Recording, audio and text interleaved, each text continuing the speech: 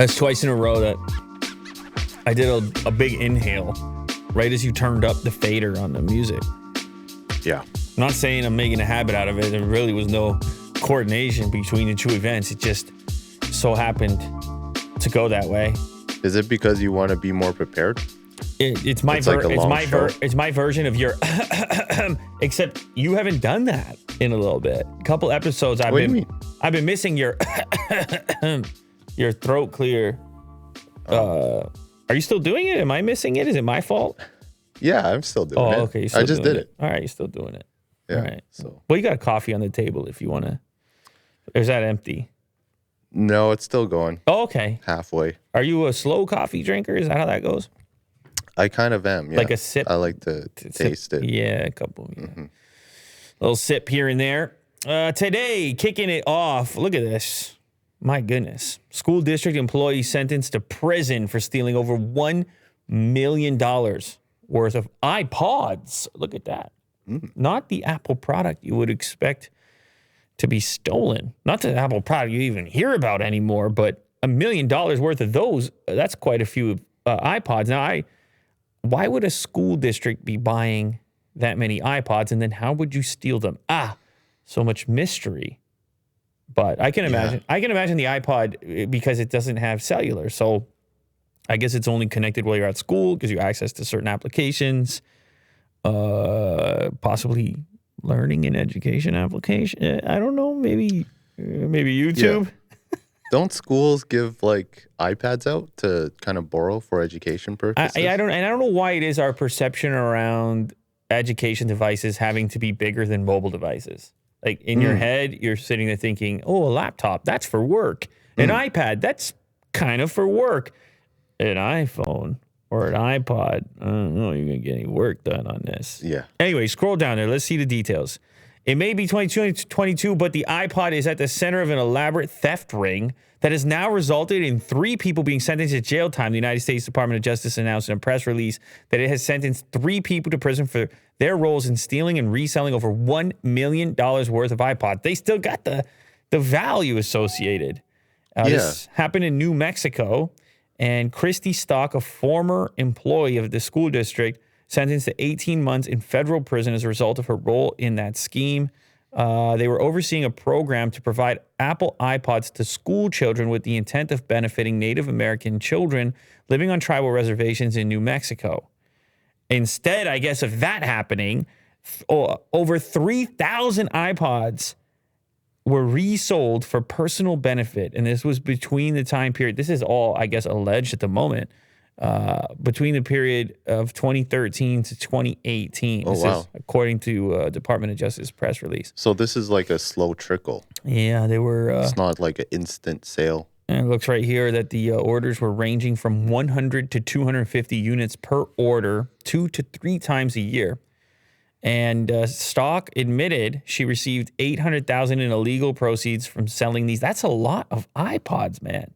Wow, few times a year, few hundred, getting yourself all the way up to $800,000, and then have to get them on eBay, I guess. Yeah, look at that. They all went up on eBay at a substantial markup. What are you talking about, a markup? What do you call those people who hold a lot of material back in the day, like barons, oil barons? She an iPod baron? Well, I don't know if those dudes were stealing it though. The guys you're talking about. Right. I guess they hold a lot of it, right? Well, like, much like this girl. Yeah, except for how she got it. So she's a gangster baron. I mean, pretty much. It's criminal hoarder. Yeah. According to this week's announcement, Stock has been sentenced to 18 months federal prison. Wow. And the guy who was selling it, the partner, 66 months, even worse, and even more time in federal prison. I mean, this is one of those situations where it's like, obviously a lot of people, it's weird that it takes so long to get sorted out because you would, man, the way they can hide these type of schemes, hundreds, all this spending, $1 million in spending, and no one's checking up to see if the iPods even got there. They're just like, yeah, keep sending the iPods. You're talking about thousands of iPod Touch devices that never got where they were supposed to be going. It's yeah, you would think someone would just look into it. Be like, hey, kid, did you get that iPod that we sent you? Well, obviously they did at one point. Hence this thing. It just took a while. It started in 2013. Here we are, 2022, 9 years after the whole thing started, and there's gonna be some jail time. Yeah. Sticking with stolen Apple-related things, a gang that stole MacBook Pro blueprints has been completely shut down by Russian law enforcement. It caught up to them. This is the R Evil group, and I remember talking about this a little while ago. They got their hands. I mean, this is this documentation, obviously not for their eyes. The Russian government says it has dismantled and detained criminal ransomware group. Is it R Evil or Revil? Whatever. Which extorted Apple and launched high-profile ransomware campaigns at the request of the United States. A little collaboration. Russia and the United States on that. Russia's Federal Security Service announced that it and the Internal Affairs Ministry carried out a special operation to take down Revil, which was responsible for a number of high-profile ransomware attacks 2020 and 2021. Here's a quote. Organized criminal community has ceased to exist. The information infrastructure used for criminal purposes was neutralized. I love that word, neutralized. Yeah. Threat. I agree. Neutralized. The U.S., actually, State Department began offering a reward of up to $10 million for any information related. I mean, this stuff, there's major economic consequences for this stuff. And you have with the ransomware attacks, you have big profitable businesses that are, in many cases, incapable of continuing to do business when these attacks take place. Famously, there was was it Garmin? That was a big ransomware. That gas pipeline was another big ransomware I remember hearing about recently. So it affects a tremendous number of people when this stuff goes down. So therefore, there's your reward. And in this case, I mean, is it going to be some other one that pops up? I don't know, it's quite possible because it's a profitable enterprise, this ransomware stuff. Some of these ransoms, it's out of control. I was listening to a podcast that's saying many times the experts actually recommend just paying the ransom because they start to do the math on the loss of business in the meantime and the chance for it to become catastrophic. And they say, you know what? Pay the ransom. And the ransomware dudes, they do the math in advance and say, okay, here's the daily losses this company's going to endure. And reputation. Exactly. And so we're going to calculate a number that is suitable. Yeah. And sure enough, they end up getting paid, but then it just reinforces the likelihood of people continuing to do it. So, but anyway, in this case, for the time being, Revil or R Evil shut down. Here's one that I'm hoping you can actually take a guess on. This caught my attention. Often, Chrome tabs are used as a means to test the RAM capability, capacity, RAM management capability of your laptop or desktop for that matter, because it can be really taxing. Especially Chrome, yes. Getting a bunch of tabs open in Chrome. Now, you, obviously, for this show, have a history of opening Chrome tabs. I go into deep rabbit holes. And a lot of links. If you were looking at your system resources, you'd be like, okay, at a certain point, things are going to get a little squirrely here inside of Chrome with about 1 billion tabs. But anyway, a couple of users here inside the Mac Rumors forums decided to try to figure out how many Chrome tabs you can have on a 32 gig M1 MacBook Pro, 32 gigs of RAM, obviously. And so the tests were done by this individual, Yerkenis, who is a Mac Rumors member, and opened multiple non-overlapping Chrome windows all on the same screen, launched multiple dozen tabs in each, make each window switch tab every second, effectively forcing Chrome to keep an entire session in memory. So he had a real sort of method to this to figure out how many you can actually use, functionally speaking. Like click around, move, like links. Exactly. It's working. So do you want to take a guess what the top end for the 32 gig RAM M1 MacBook Pro? I'm going to say 5,000. Oh my God. Whoa. Is that too much? That's way too much. Okay. Okay, maybe 1,000. It was 680. It started to slow down 680, which obviously That's not big, right? it's way beyond what the average person's going to need to use. Right. The TLDR on this, at 380 tabs, the 32 gigabyte is fully responsive. At 640 tabs, it makes the system almost completely busy. That seems close to the usable limit. 64 gigs of RAM remains absolutely fluid up to 640 tabs and will likely sustain several hundred more.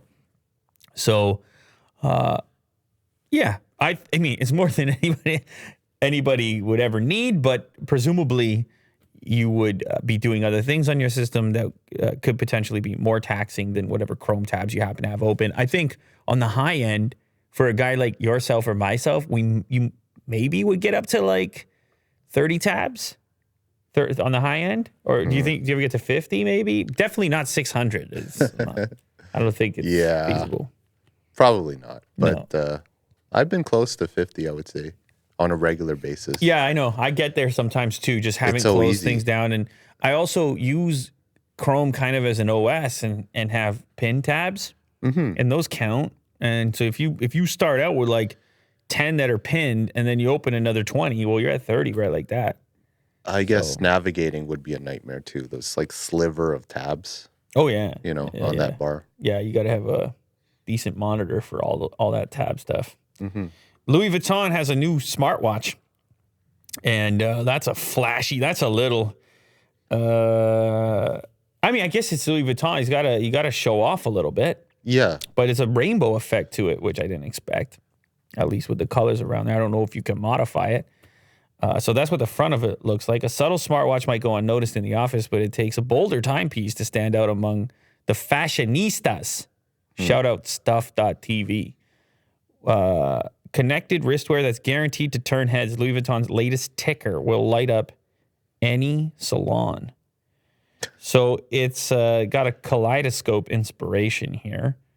And the screen bends, it seems like. Light Up features a ring of 24 illuminated motifs around the 1.2-inch touchscreen backed by LEDs. These glowing glyphs shine bright whenever you get a message. Oh, okay. So there is a luminescence going on there. So I don't think you have to have that rainbow effect. You could probably change the colors. The always-on AMOLED display can be configured with 8 dial setups, each of which echoes design elements from the French fashion house's illustrious history. You can also select from 11 gradients via the partner app. Screen animations will change the suit to chosen hues, with LV set to launch themed holiday graphics throughout the year. It's a 44 millimeter case. Inside you have a Snapdragon Wear 4100. However, the software is bespoke. Okay, so it's not Wear OS. I don't know if that's good or bad. Probably for me, not great. So it could be better. I don't know. Whatever they're trying to do. I think they listed the. Did they list the price there, or are you hunting for the price? No, it's right here. Oh, it is. Oh, baby, that's a price, ain't it? That's a price, ain't it? 2,500 euros. 2,550 euros. Yeah, it'll cost you a few. I mean, it's got the LV name on it. Will. Oh wow, that looked kind of cool. What was going on there?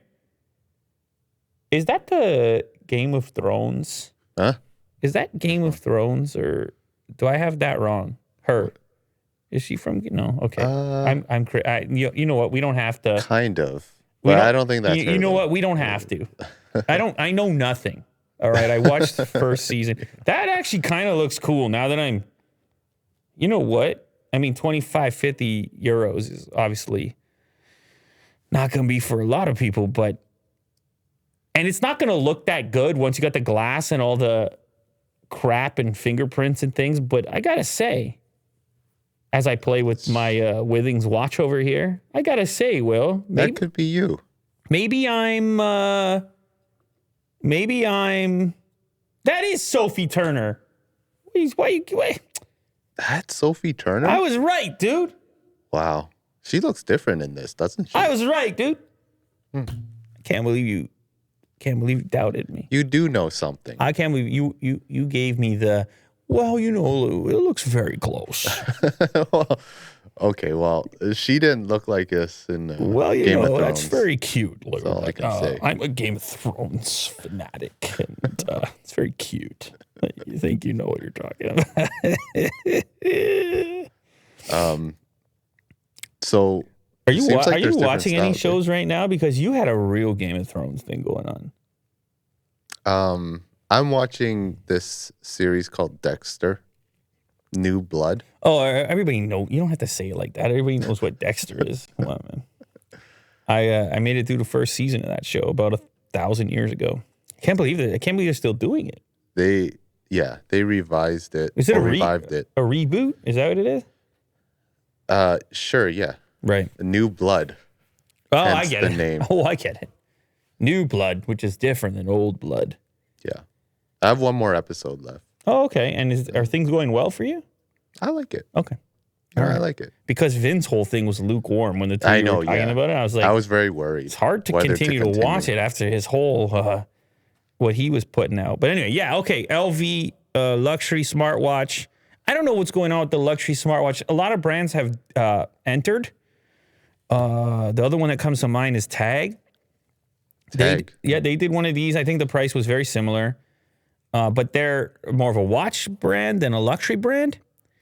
LV maybe more of a luxury. I mean, the two things kind of go hand in hand. But I don't know how well these things sell. I don't know who's into it. Oftentimes, I get this feeling that if you're going to buy a Tag watch, then you're going to buy a traditional timepiece, not a smartwatch. But then you look at these brands and realize they got to move forward too. And then I don't mind the look of those. I find those to be sort of cool. Yeah. So it's just it's a weird zone. Whether you're talking about these or even if you're talking about like the Apple Watch Hermes bracelet, paying $2,000 for that. When it comes to technology devices and the luxury crossover, it just sometimes the connection seems difficult. Mm-hmm. Today's sponsor, Purple. You probably heard about these guys with the Purple mattress in the past. World famous, ship it to your door. Willie Doo got the king size going on. They also make a pillow, and this is called the Purple Harmony pillow. They say no other pillow can compare because no other pillow features the same level of sophisticated engineering and innovation. Using the same cushioning technology developed for the mattress, the Purple Harmony pillow features a layer of honeycomb pattern purple grid. What I like is you can order it in a number of different heights. And I didn't even realize you can get a standard size. See, I don't know much about this bedding stuff, but you can get a standard size or a king size even for your pillow. I guess you got a wider bed, you got to get a wider pillow. So it looks right when it's in there. Or you have a big head. Then you need a king size pillow for a king size head. I'm a side sleeper, and they have this thing called Gel Flex that allows more cushioning to my shoulders and neck.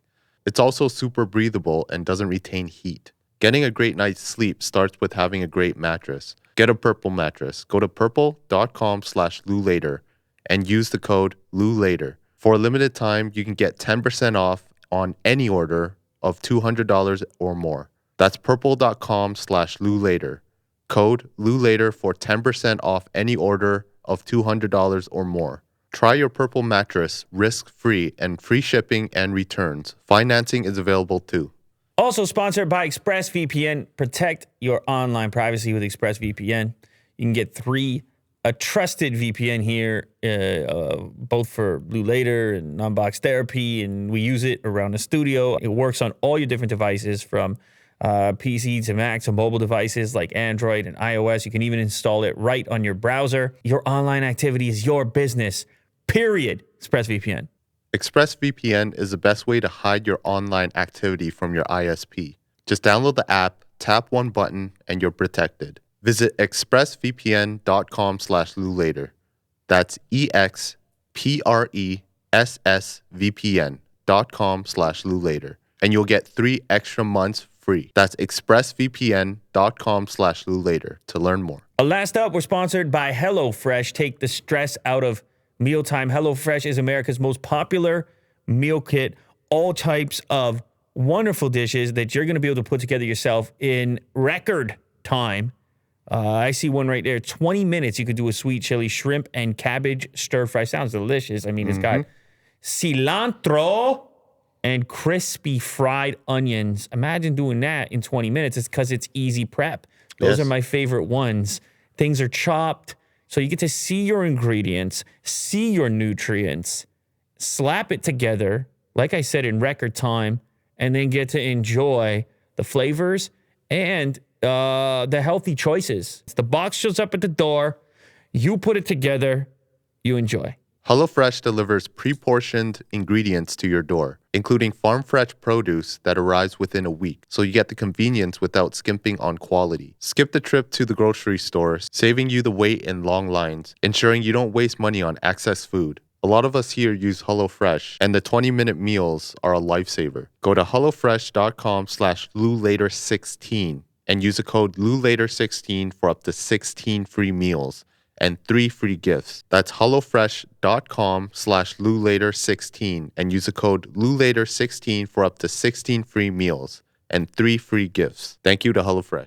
Netflix raises prices on all plans in the U.S. and Canada as well, I believe. I don't know, this headline says in the U.S. Maybe we'll get more information as we go down. And you're getting the John Deere ad because I mentioned the John Deere thing. That's insane. Yeah, I didn't search for it. But I sent you this link, so I wonder. It's in there. Embedded. It's embedded in the link. There's some kind of... or it's just listening. Investigation into the reason is one of the top stories, or whatever, I don't know, a trending story is this thing around John Deere and the inability to repair it or something, or sort of the monopoly on repair that's going on. I guess like the McDonald's ice cream machine. Kind of. Go to the top news stories. Let's just so we don't leave people completely hanging. Let's just do like a brief. There you go. North Dakota farm sues John Deere claiming antitrust violations on equipment repairs. John Deere hit with class action lawsuit for alleged tractor repair monopoly. A lot of people have complained about this in the past. They say, all these proprietary parts and the inability to fix their tractor on their own and having to pay some sort of markup associated with the exclusivity of the repair. Anyway, that's why you got that ad. Let's get back to the Netflix topic. Netflix. Everybody has Netflix. A lot of people have Netflix. Depending on where you are in the world, that will determine how much you pay for Netflix. The prices have been consistently going up, just like everything else that's been getting inflated. It's like used car prices. Anyway, as far as the U.S. is concerned, the company standard plan is going to rise to $15.50 per month from $14, and the 4K plan is going to rise to $20 per month. That's a big threshold into the 20. Getting more and more like cable, isn't it? We're getting closer. Up from 18. I mean, nobody's crying about cable, but anyway. The basic plan, which doesn't include HD, is also rising to $10 per month from $9. So anyway, this is how it goes. $10 no HD, $15.50 HD, and $20 for 4K. The prices have steadily gone up in recent years. This is a nice little chart put together by The Verge. You can see that when 4K originally launched with 4 screens, 4K and 4 screens, it was $11.99. That was back in 2013. It's steadily gone up. It was locked in for 3 years at that price until going to $13.99, $15.99, $17.99, $19.99. Now it's almost every year, or at least every other year. The price hikes come during a successful but challenging moment for Netflix. The company already has a wealth of subscribers across the U.S., and adding more is a challenge, making price hikes an obvious answer for how it can make more money. At the same time, Netflix is now competing with several other serious streaming services for attention, including Disney Plus and HBO Max, and it's been spending big on content in order to keep up. I have to be honest, and we've talked about this with the streaming stuff in the past on this show. In my house, I feel like my kids are maybe more likely to boot up Disney Plus at this point. So whether that means anything to anybody, and maybe people can share with me in the comments what's happening in their household. I don't personally have control of that main TV all that frequently. Like, I don't really sit down and say, I'm going to watch this thing. But the people that do seem to be gravitating towards some of these other streaming services. Of course, HBO Max is in the mix as well. They had a couple shows they liked over there as well. So, yeah. But anyway, Netflix goes up in price. Oh, and you guys tell me as well, if you're a Netflix subscriber, is there an amount of money that Netflix goes up to where you're like, I'm out. That's it. It's not worth it. Is it? Because once the $20 threshold, it's a giant number. Once a $20 threshold, am I getting $20 a month of value out of it? And if you say absolutely yes, then is it 25? Is it 30? I'm real curious because it's a monthly cost. It's every single month. Mm-hmm. And it's not live. You don't get live feeds, right? No, there's no live going on that, but neither is on Disney. Amazon Prime? Do they have live feeds? I don't know if they do anything live. I mean, all the sports apps do live because sports you want to watch live. I don't know how many things you need to watch live. Yeah. But you know what else? You can watch Twitch if you need live. Well, okay. I'll watch Twitch. I think it's all live over there. India's richest man is pouring more than $80 billion into green energy. It's been a while since we talked about Ambani on this show. Our boy. Yeah, it's been a while. I don't know. Maybe he's been a little bit quiet or maybe just the news cycle. I'm not really certain. But he's got this very diversified business going on from obviously telecommunications is what typically comes up with the stuff that we talk about.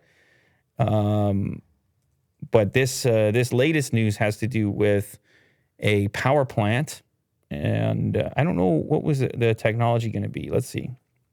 Allocate a whopping 6 trillion rupees, $80.6 billion. That's quite a couple of bucks there. Renewable power projects in Western Indian state of Gujarat, where it hopes to help generate 1 million new jobs. Oh my God, 1 million jobs. What a crazy number. That's a lot. Like, I'm going to head over to this state over here and put in a power plant. And I'm going to need 1 million employees. It's just such a staggering idea. Anyway, the bulk of the money, $67.7 billion, is going to go towards a new power plant and hydrogen system, the company said in a stock exchange filing. Reliance plans to make the massive investment over a 10 to 15-year period and has already begun scouting for land for the 100 gigawatt capacity site. It will also be a new manufacturing hub. What do they say? From the vision of Indian Prime Minister Modi, the company's 1 million job projection includes both direct and indirect new opportunities in Modi's home state. Well, I mean, if they can deliver it, then 1 million jobs is 1 million jobs. Oh, by the way, they say it's a critical time because coal still accounts for 70% of the country's electricity generation. So I guess they're trying to upgrade some of that. I don't know. Coal gets a rap going on. I mean, not too many fans of coal in 2022. No, not at all. I don't know. Maybe definitely somebody. There's definitely some coal guys out there. I guess Santa Claus gives out coal. He's stocking up for all the bad kids. Oh, he's about to run out of his supply. Yeah. You have to go mine it himself or something. Fortnite news. Okay. Yes, apparently Fortnite's going to make its way back onto iOS after feels like quite a while at this point. It is still a cloud version of the game, and you can thank NVIDIA GeForce Now. Yeah. A cloud version of the game for iOS and Android goes into closed beta next week. I was wondering about this. Beta? Closed beta. Oh, right. Fortnite hasn't been available on Apple's App Store or Google Play Store for 17 months. Man. While the game isn't expected to return to either store anytime soon, it seems players will soon be able to drop on the island once again on their phones and tablets, unless they're already side-loading a version. I guess that's easier to do on Android than iOS. Or playing console versions remotely. That's right. That's another way to do it. NVIDIA and Epic Games have teamed up on a mobile version of the Battle Royale that's playable through GeForce Now. Desktop version is already available for the service. Of course, the difficulty here is it all happens in a web browser, just like other game streaming on iOS. And when I did the recent iPad video, I got a whole taste for all of that. Yeah. With Microsoft and it has to be the perfect remote condition. play. Well, I guess to each person's going to have their own experience with this, and whether they feel that it's a substitute. There's Open up some ports. It's still not, there's no experience that I've had, which is absolutely the same as a local experience playing a game.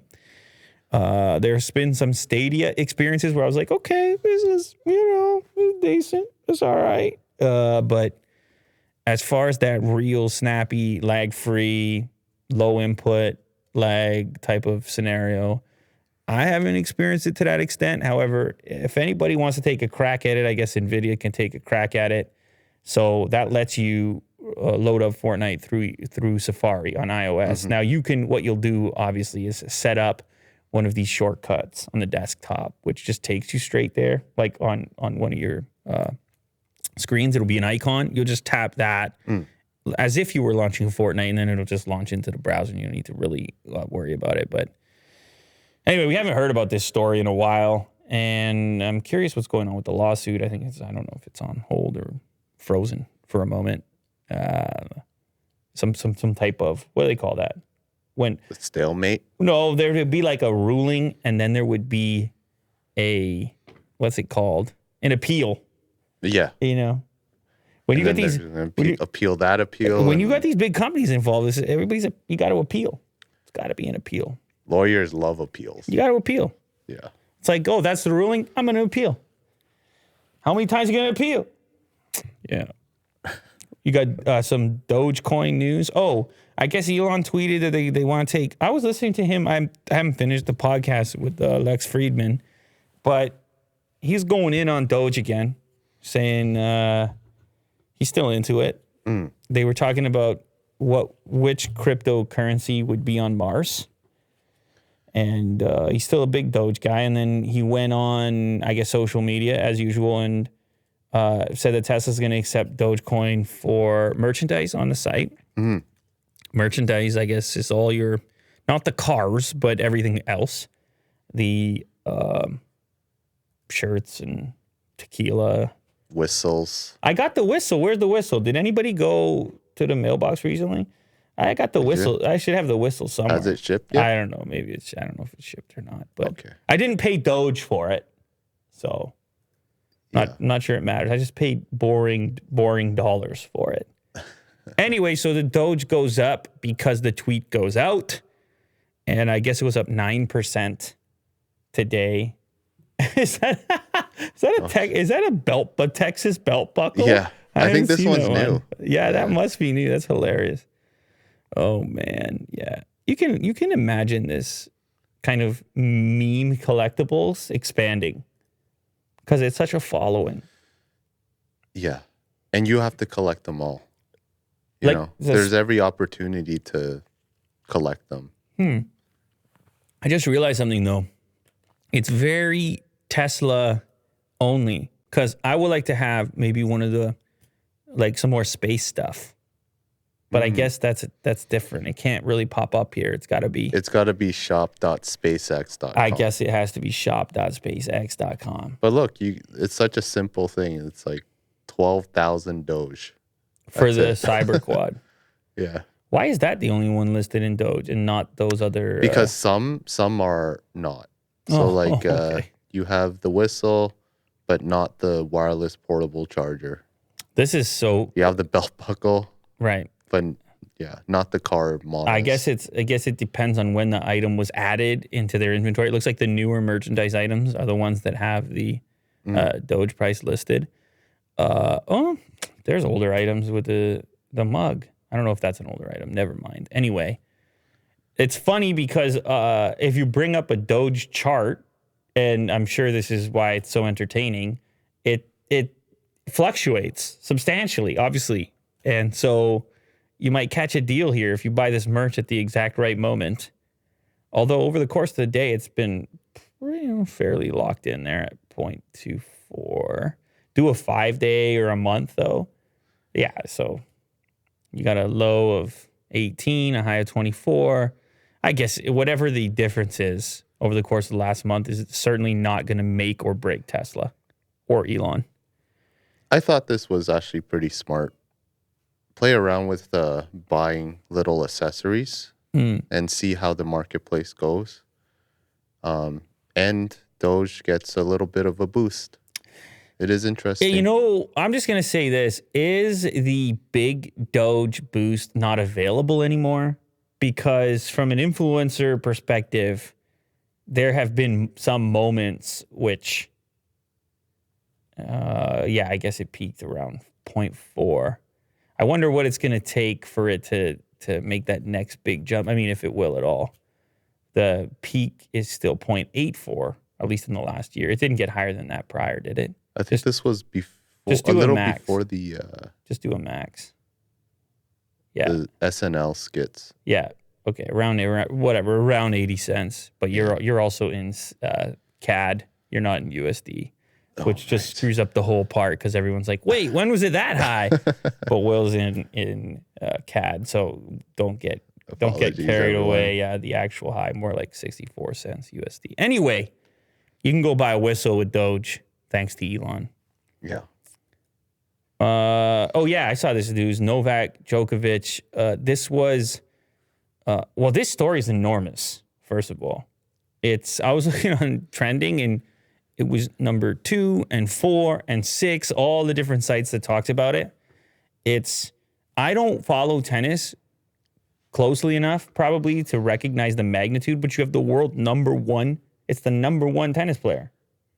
Yeah. So what's the context in our kind of universe?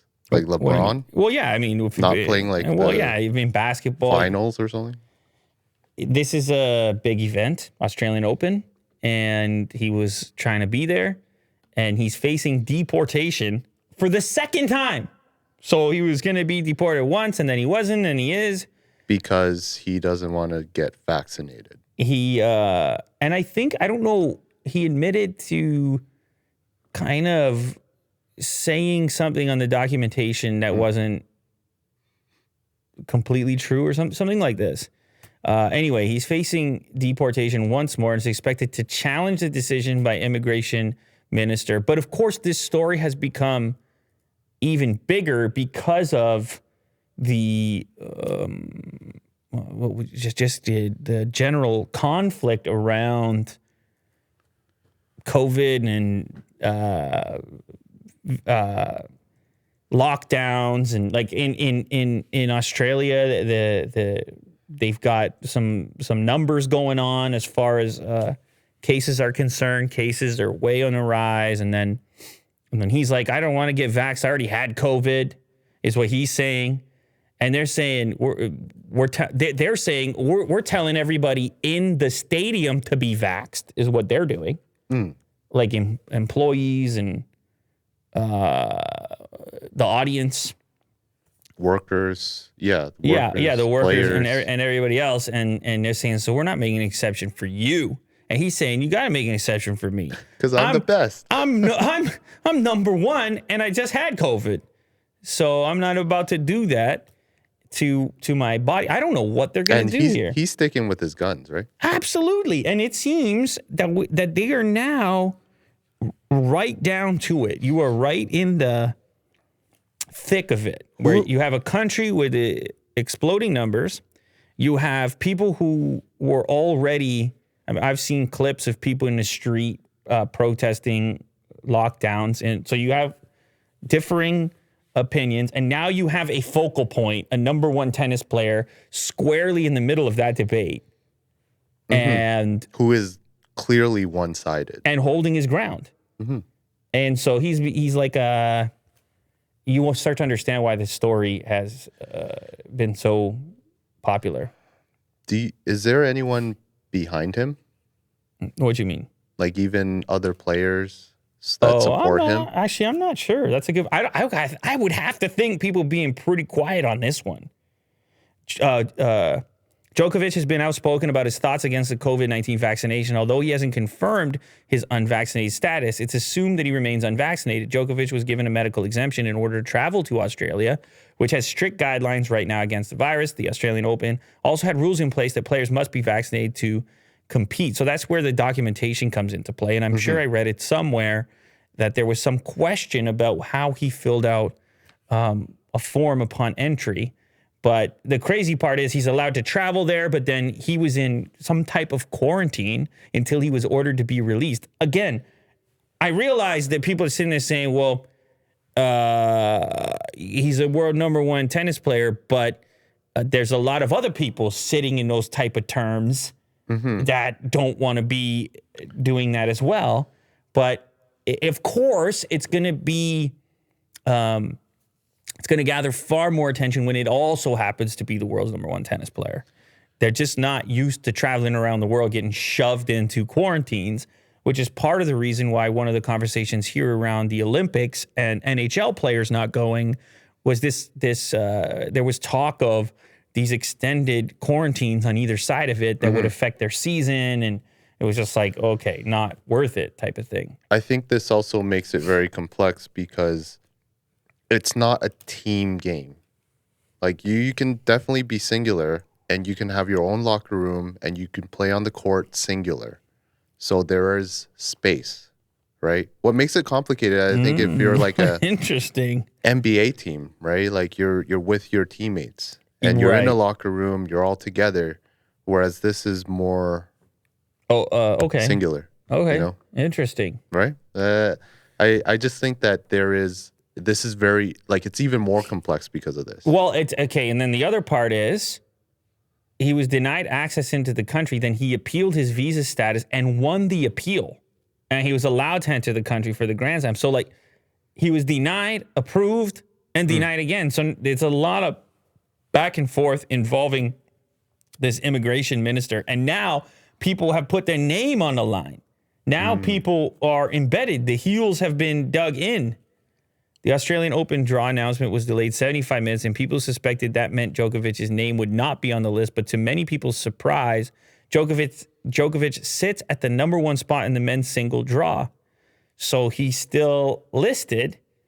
What an interesting story. It's like somehow this whole conversation and all this energy and attention and conflict and disagreement has boiled down to a tennis tournament.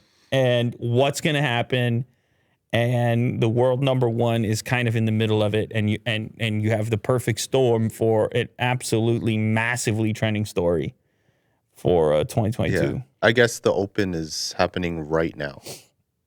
Okay, so this was 9 hours ago. Maybe something has changed at the time that you're watching this clip. If so, update in the comments. But we're going to have to watch and wait. Mm-hmm. Oh, sticking on this topic for a second, this was a clip that also went very viral. Again, coming in from Joe Rogan's podcast, which is getting a tremendous amount of attention right now. There's some numbers getting thrown around, 40, 50 million viewers per episode. And in this clip, what's interesting is Joe is talking about, I'm forgetting the word right now, myocarditis, this inflammation of the heart.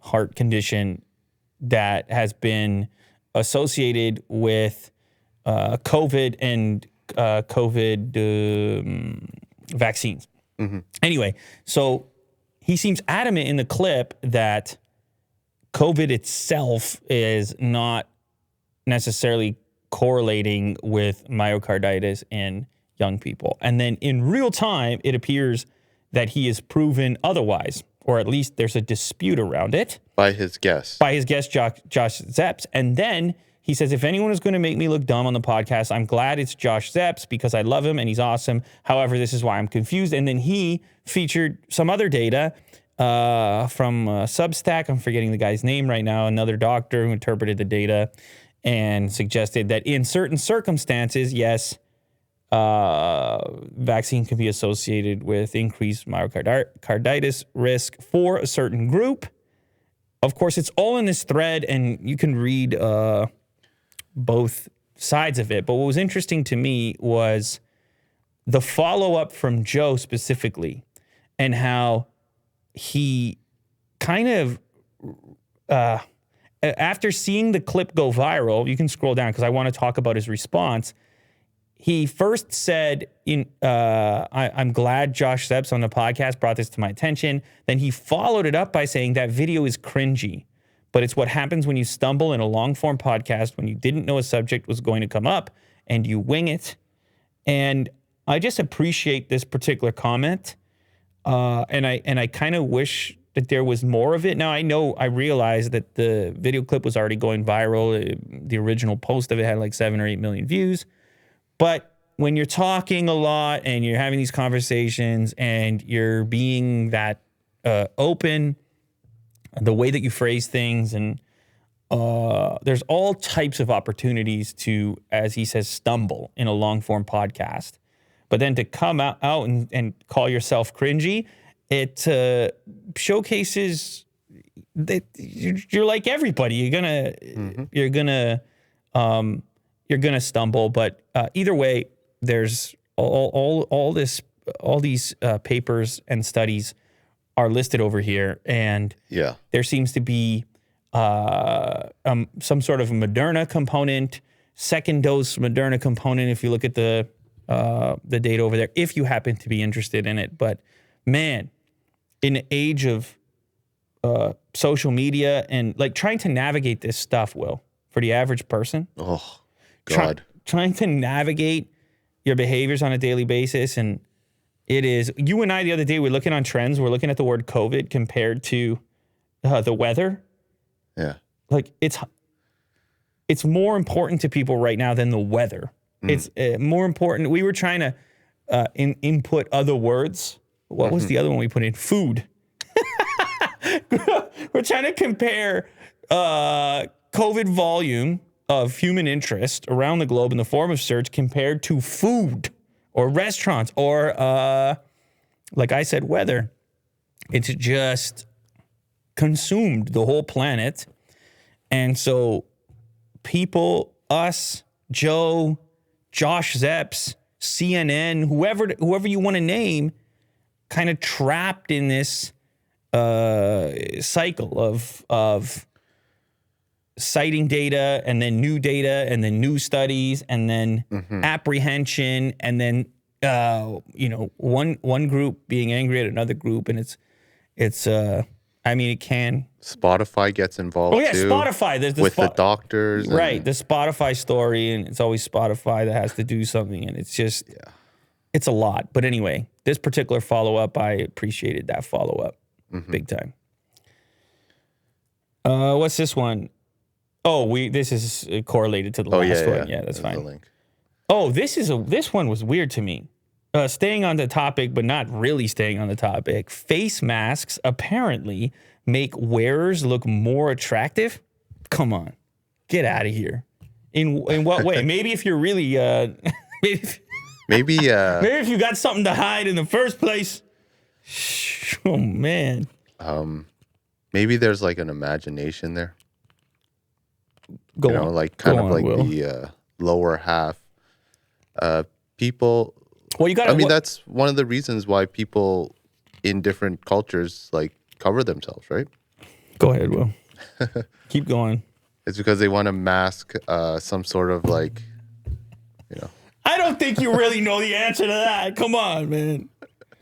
You're about to stumble. There's an imagination. You're about to stumble in a long form podcast here, and then you're gonna have to write about how cringy that moment was. Pull it, Joe. Yeah, I don't know. You could be right. For the record, you could be right. I think there's a lot of reasons why. But in this case, the function of the mask is obviously separate, and I never really thought about the look of it. But apparently, this research study they did at Cardiff University, experts have discovered a surprising new reason to mask up. The study, published in the Journal of Cognitive Research, Principles and Implications, measured how different types of face masks changed the attractiveness of 40 male faces. They discovered the type of covering matters. Blue medical masks were found to increase facial attractiveness more than any other type of mask. What is this? Is this like a doctor thing? And it's only males, right? I don't know why the study was only on male faces, but we wanted to test whether this had changed since face coverings became ubiquitous. Our study suggested faces are considered most attractive when covered by medical face masks. What an interesting research. I mean, 40 faces does not, I guess, I don't know how many people were polled on the attractiveness of those 40 faces. Did they say? Billion. You would probably have to click on that link. Oh, there we go. 43 female participants. Not a big enough sample size. 43 female participants. Yeah, you're right, Will. I don't know. Maybe there's a mystery component Maybe there's like a ER Grey's Anatomy component. Like sophistication there. I don't know. I don't. I'm just talking. I'm just making noises over here. Like, because I'm just wondering, why does it have to be a blue medical face A blue mask? one. A plain black covering is not going to do it, you know? Also, I'm going around town. The masks I have are black. If I had to pull a mask, Yeah, you're very unattractive. That's what I'm saying. You gotta get the blue ones, man. Oh my god. Oh my god. I thought we were about to put these things away. Yeah. Now all of a sudden it's a style point. All of a sudden this news gets out. I would think the black one would be more attractive. No. I wasn't doing it for attractive when I was No, wearing I'm just saying. it actually to me it's more subtle. Like the blue one is so medical. So, It is, yes. Anyway, it doesn't. Okay. We're about to be done with these. This is about to be over anyways.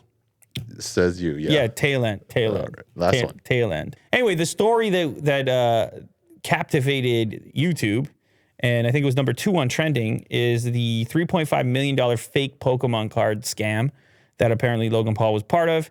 And he put out a video recently, which is the first in a little while. I don't know how frequently he's posting recently. I think he's trending number 1 still. Number 1, I thought it was number 2. Oh, number 1, you're right. I better shut up. Trending number 1, I lost $3.5 million on fake Pokemon cards. And in this video, essentially what you have is this box, this unopened sealed box of Pokemon cards. And there's experts looking at it and they assume that it's real. But in the video, they slice the tape and, well, I don't want to spoil the whole video, but you can probably guess what happened. Well, it's not spoiling. He says, I lost it. Yeah, judging by his face. Wait a second. He said he lost it on fake Pokemon. Well, they were fake in the sense that it was labeled as Pokemon cards, but inside the boxes was G.I. Joe cards. So you get to see, you still can go watch it because you get to see the reaction. And also appreciate the editing. And appreciate the editing and just the emotion in the room there. And of course, it seems to me and also to you that you get to launch an entirely new video series as a consequence of this video. You get to the 7-minute mark and it's like, oh, we got to track down who we bought this from. And it's like, tune in next week. And that's kind of what they're doing. So, but. Well, I feel like there's even another meta story in here where he can probably promote some sort of NFT thing with like tracking product. Authenticity, yeah. I mean, in this case, with these types of collectibles, I don't know that it might be a little bit late, but people were skeptical of the original first edition cardboard box that he posted. They're saying, I'm not so certain that you got what you think you got. But that's another thing that's weird about it, is there's a handful of experts in the space as far as authenticating these things. And condition is often... An important part of the condition is often the fact that things are sealed and can't really be examined, right? Imagine spending $3.5 million on a cardboard box, which may or may not have. Yeah, you never know until you open the cards in there. So, and of course, you can't cut a deal that has you opening it because no one wants it to be opened if they happen to buy it themselves. So it's all very interesting collectibles, and it's hot right now. Pokemon staying hot. Been around, stays hot. Yeah. I just want to mention this poor company that was responsible for authenticating Logan Paul's purchase of the Pokemon cards. They're getting hit right now, like harassed by like saying, okay, like what about my cards that's authenticated by you? You know, like, are they fake? No, I wouldn't know. But you apparently are the arbiter of trust. That's your business. And all of a sudden, like, we can't trust you anymore. So they made out a statement here. In March 2021, we were asked to provide our good faith opinion and verify that the Pokemon case had not been previously opened or tampered with. We evaluated it, and in our opinion, the case was in its original state. This past Saturday, we opened that case to verify our opinion, and we're extremely disappointed to learn that it was inauthentic. We have authenticated tens of thousands of sealed card products for nearly 20 years and have meticulously developed a structure and framework to provide our expert opinion. We are reevaluating our approach to all sealed cases going forward. We have also decided to halt the review of Pokemon or Yu-Gi-Oh cases or boxes until we assess and revise our processes to avoid this happening in the future. Well, it's two pieces to it. The first, yes, embarrassing for them, but they were evaluating something that's very difficult to evaluate. It's not like it's the card itself. It's a box that has sealed box. It's pretty tough. It's pretty tough and very high value. And they were asked to say, hey, do you think this box has ever been opened before? And they said, it doesn't look like it's been opened before. Obviously, they were wrong. On the flip side, they've gotten some attention. I don't know. They got guys like you. Can you go buy some baseball cards off them, Will? Send them a few bucks or what? See, that's the thing. I don't trust them anymore. Yeah, I don't know. I don't know what to tell you, man. It's I mean, these poor guys too. I feel bad for them. This will be like an absolute asteroid hitting them. That Logan Paul walks in their store and he's like, hey, can you authenticate this? Imagine being put in that position. You know what I would probably do? That's the CEO. Knowing what was about to happen, I would just back off completely and say, listen, I'm not in a position to make that call as much as you would want to make that call. But either way, I feel like they're going to go back to the guy they got it from. I mean, it's a whole video series, so they're going to figure something out. Yeah. But I agree with you, Will. I mean, no need to go get super angry and send death threats to anyone. Yeah, it's not like Logan Paul, like, it's not blaming him or anything, you know? It's just an unfortunate situation. Well, it's unfortunate all the way around, and I hope that they can find some sort of solution. But hopefully. nothing is perfect, man. No practice is perfect. Some people are better than others. Some are more reliable than others, but we all fail at one point or another. Yeah, all of us.